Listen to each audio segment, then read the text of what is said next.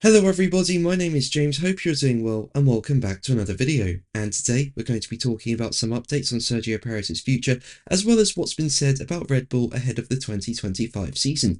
If you enjoyed the video, make sure to leave a like and subscribe for more Formula 1 content. I've also launched a new podcast, it's called Racing Grid. If you want to check that out, I'll leave a link to the YouTube channel in the description. But without further ado, let's jump straight into the video.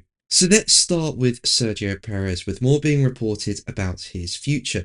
Now, as we know, Perez drove for Red Bull between 2021 and 2024, and he did sign a contract extension with Red Bull in the middle of the 2024 season. But Perez did have a disappointing season overall. He only finished 8th in the driver standings, and at the end of the season, he left the team and was replaced by Liam Lawson. But it does not look like Sergio Perez's future in F1 is finished. According to Racing News 365, Perez is currently in talks with the Cadillac F1 project, which hopes to join the paddock for the 2026 season. Now, last year, F1 announced that it had reached an agreement in principle with General Motors to support its bid to enter F1 in 2026 under the Cadillac brand.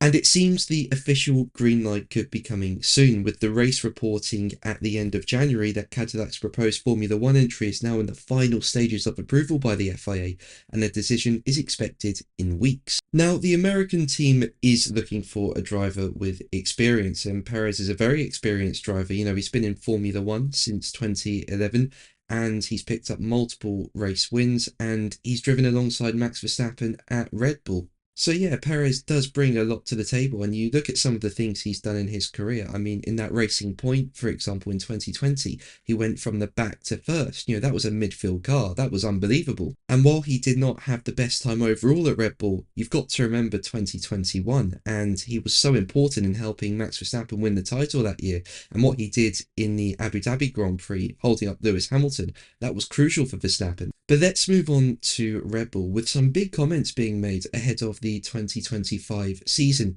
Now, Red Bull didn't have the best 2024. Yes, they won the Drivers' Championship with Max Verstappen, and the season started brilliantly with the team winning multiple races and getting loads of 1-2s. But as the season went on, McLaren and Ferrari caught up, and they both went on to beat Red Bull, with Red Bull only finishing third in the Constructors. On top of that, there was some behind-the-scenes tension between Max Verstappen's dad, Jos Verstappen, as well as Christian Horner, who's the team boss of Red Bull. Now, it will be interesting to see where Red Bull are in 2025. You know, have they been able to improve their car, or are teams like McLaren and Ferrari still ahead? But former F1 driver Gerhard Berger has claimed Red Bull started to crumble not long after the death of founder Dietrich in October 2022. He told German publication Automotor and Sport, as quoted by Planet F1, "It's a well-known fact that you need much longer to build up than to tear down, but nobody would have thought that everything would crumble just 6 months after the death of Dietrich. It's often the beginning of the end when such issues are triggered.